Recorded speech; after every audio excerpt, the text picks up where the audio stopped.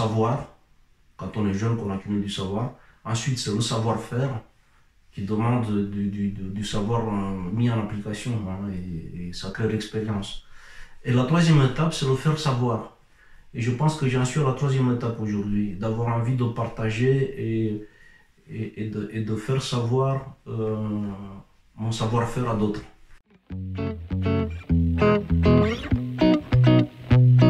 Parce que déjà, je suis vraiment passionné par le théâtre et je trouve que lorsqu'on regarde une pièce de théâtre, on est dans une sorte de vécu émotionnel partagé avec les protagonistes qui défilent devant nous. On est donc d'emblée dans un climat émotionnel partagé. Or, en psychothérapie, à un moment donné, il faut pouvoir impacter de façon émotionnelle nos patients. Parce que si on reste que dans des discours intellectuels, même de très belles phrases, il n'y a pas de changement à l'horizon. Hein. Mais on peut passer beaucoup de temps d'être content de nos belles paroles, de se gargariser avec. Mais pour moi, la thérapie, c'est le changement, provoquer du changement. Pour provoquer du changement, il faut arriver à entrer dans des couches émotionnelles, à impacter l'autre de façon émotionnelle, et je dirais même corporelle, sensorielle, hein, comme le montre toutes les situations du livre. Et donc je voulais en fait être impactant, voire percutant pour le lecteur, pour lui donner envie de lire ce livre, et de la même façon que je fais en psychothérapie. Je pense que ces personnages internes parlent à tout un chacun de nous. Il me semble que nous tous, on a des personnages internes à l'intérieur de nous. Par exemple, on a tous un juge, hein, qui nous permet en fait de juger les autres tout de suite, parfois, hein, ou de nous juger nous, parfois très sévèrement. D'ailleurs, Jung disait, réfléchir c'est difficile, c'est pour ça que la plupart des humains jugent. Donc il y a le juge. Il y a par exemple le policier aussi, parce que regardez, quand on est dans la rue, on voit quelqu'un qui grille le feu rouge, on est tout de suite énervé, on a envie de le secouer. Il y a le passionné, qui n'a connu la passion. Il y a parfois même le mélancolique, qui n'a connu de moments de détresse. Et curieusement, tous ces personnages en fait nous aident beaucoup dans la vie, hein, nous aident beaucoup. Et moi, ils m'aident en thérapie, parce que si je le juge à l'intérieur de moi, ça me permet d'être un petit peu plus empathique vis-à-vis de quelqu'un qui a le juge en lui de façon très fortement ancrée. Un juge qui le fait juger sévèrement les autres ou lui-même. Le mélancolique en moi me permet de me connecter émotionnellement à des personnes qui sont en détresse. Et d'ailleurs, une des situations du livre montre comment mon mélancolique m'a aidé à sortir d'une sorte d'enfer, une adolescente, etc.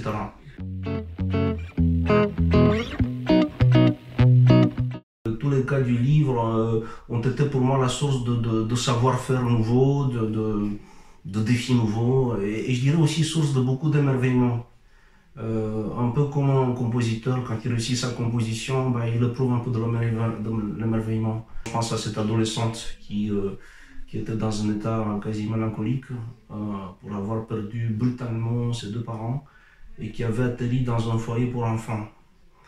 Et peut-être je vous parle de ce cas parce que il y a eu un phénomène un peu qu'on appelle une résonance émotionnelle avec moi, puisque il se trouve que j'ai perdu mon père, moi aussi quand j'étais jeune, j'avais 13 ans, d'une mort subite. Mais le fait d'avoir moi réussi à faire le deuil de mon père m'a aidé à épauler cette jeune pour qu'elle-même elle fasse le deuil à son tour. Alors dans cette séquence clinique, pour l'illustrer, il s'agit d'une méthode, mais je n'aime pas appeler ça méthode parce que ça va au-delà de la méthode, où en fait il s'agit que le thérapeute tout simplement propose à l'adolescente ou au patient, quel qu'il soit, de poser sa main sur la sienne.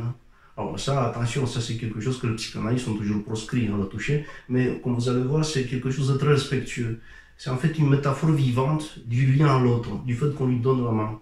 Et dans ce contact entre les deux mains, on va proposer à la personne en face de faire venir là, vous voyez, sur cette paume de la main que la patiente pose sur ma main, moi, de faire venir une image de cette sensation de détresse. Et cette image qui va venir là, bah, du coup, ça devient quelque chose de partageable et de partagé. Et non plus une sensation de détresse qui est la propriété seule de la personne et qui l'impacte totalement. Donc la personne n'est plus seule avec cette détresse, elle devient une image partageable et une sensation partageable. Et à partir de ce partage, va s'installer quelque chose presque de magique qui m'a toujours émerveillé. C'est qu'il y a un processus de co-imagine-action. Attention, les trois mots sont intéressants. Co, on est deux. Imagine, c'est grâce à l'imaginaire qu'on va y arriver, pas grâce au mental. Et action, parce qu'on va aboutir à une action efficace. Alors, qu'est-ce qui se passe? C'est qu'à partir de l'image qui vient là, et là pour cette jeune femme, ça a été un caveau, une tombe. Devinez qu'est-ce qui va advenir à partir de ça, à travers ce processus intense de co-création. À la fin, c'est une image réparatrice qui va venir, une image bienfaisante. Et une image finalement qui va faire autant de bien à l'adolescente ou au patient qu'au thérapeute. C'est là où on parle en thérapie brève de phénomène de gagnant-gagnant, c'est-à-dire que tous les deux gagnent. La personne gagne et puis le thérapeute gagne lui aussi en expérience, en savoir-faire. On a un sentiment de bienfaisance partagée.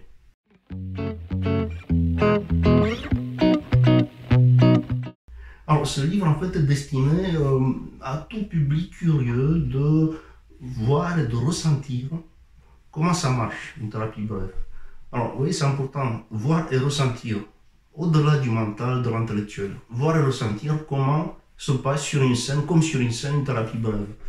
Et d'ailleurs, il faut quand même que je mette un bémol, c'est que le terme brève est un petit peu impropre, parce que ça laisse croire qu'on va guérir comme ça très vite les gens. Alors que la brièveté, elle n'est pas là. La brièveté est dans le fait que assez vite, par cette thérapie-là, on va mettre le patient sur une boucle vertueuse, à la place du cercle infernal dans lequel il était englouti. Et comme le patient se trouve assez vite mis sur cette boucle vertueuse, il va avoir envie de continuer à être sur cette boucle vertueuse. Et il va devenir lui-même un acteur de sa propre amélioration. Et là, la partie gagnée, parce que quand le patient s'engage lui-même à devenir l'acteur du cheminement dans cette boucle vertueuse, le thérapeute à un moment donné peut se retirer parce que le patient a pris pouvoir sur sa vie.